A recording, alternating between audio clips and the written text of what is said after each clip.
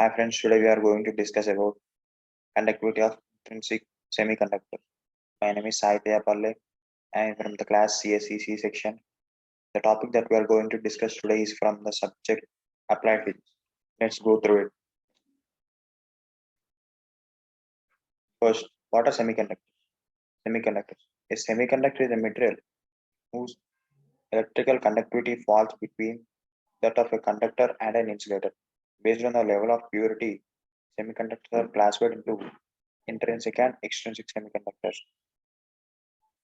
Here, in this article, let us discuss the intrinsic semiconductor in detail.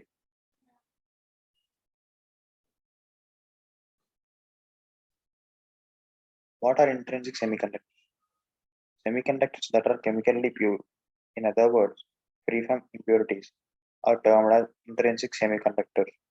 The number of holes and electrons is therefore determined by the properties of the material itself instead of the impurities.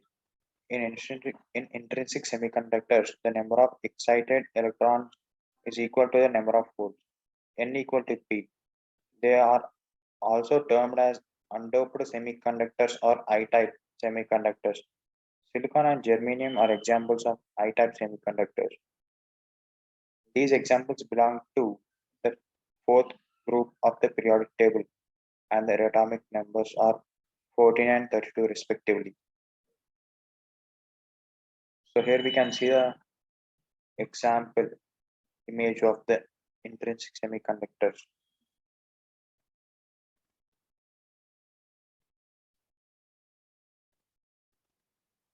Working mechanism of intrinsic semiconductors. Electronic configuration of silicon and germanium.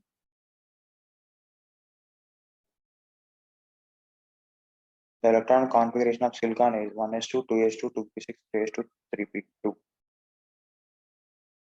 The electronic configuration of germanium is 1s2, 2s2, 2p6, 3s2, 3p6, 4s2, 3d10, 4p2.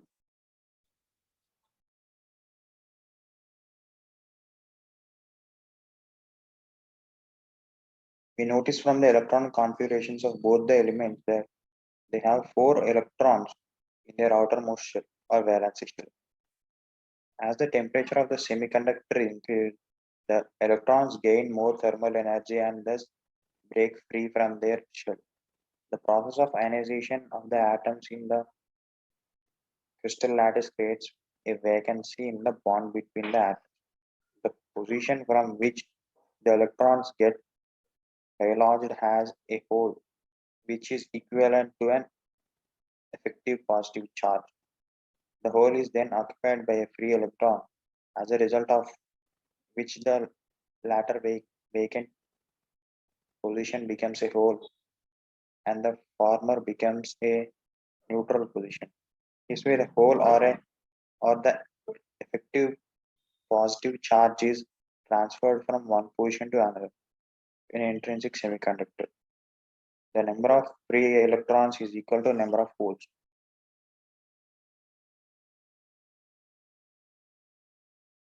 Here the Ni gives the number of total intrinsic carrier concentration, which is equal to the total number of holes or total number of electrons. When the temperature of an intrinsic semiconductor is equal to 0 Kelvin, behaves like an insulator. When the temperature is increased further, T is greater than 0, the electrons get excited and move from the vacant band to the conduction band. These electrons occupy the conduction band partially, leaving a correspondingly equal number of holes in the vacant band. Conductivity of intrinsic semiconductors. Conductivity of intrinsic semiconductors is due to their own internal charge carrier. The bond between two electrons of two neighboring atoms is covalent. Therefore, at NTP, there is no free charge carrier for conduction. When it is heated, some covalent bonds break due to heat and thus some electrons get free from conduction. As soon as one electron gets free, there is a deficiency of electrons at its preceding position, which acts as a positive charge of a hole. The number of holes is equal to number of electrons. At normal temperature, only 1 out of 10 power 9 bonds break, and therefore conductivity is very low, about few milliamperes. Thank you.